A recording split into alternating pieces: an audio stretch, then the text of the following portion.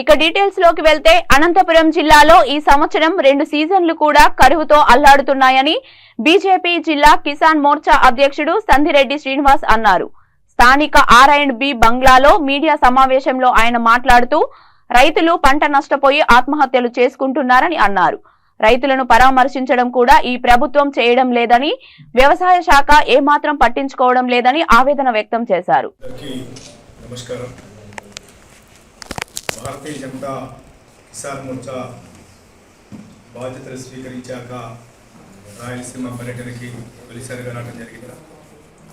రాష్ట్రంలో కరువు తాండవిస్తుంది. ఇవాళ సుమారుగా 450 మండలాల్లో కరువు తాండవిస్తుంటే రైతులు నానా బాధలు పడుతుంటే నిమ్మకు నీరెత్తినట్లుగా ఈ ప్రభుత్వం నడుస్తూ ఉంది. కేవలం 103 మండలాల్లో మాత్రమే కరువు ఉన్నట్టుగా కరువు మండలాలుగా ఈ రాష్ట్రంలో ప్రకటించారు.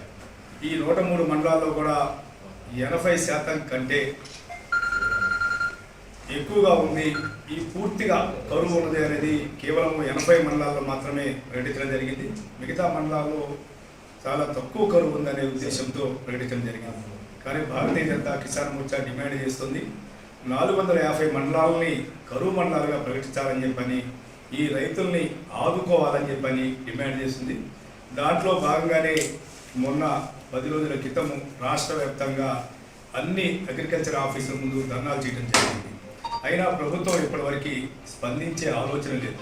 ఈ ప్రభుత్వం రాజకీయాలు చేయాలనే ఆలోచన తప్పితే రైతులని ఆదుకోవాలనే ఆలోచన లేదు.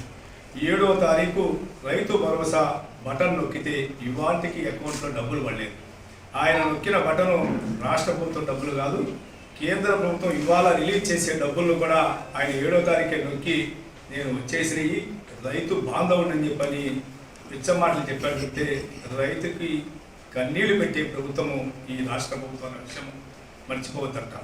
ఇంతకుముందు ఈ రాయలసీమలో కరువు తాండవిస్తున్న కోస్తా జిల్లాలో, మా జిల్లాలో కాలువల్లో నీళ్లు పారుతుంది, గలగల పారుతుంటే రైతులు ఆనందంగా ఉండేవారు.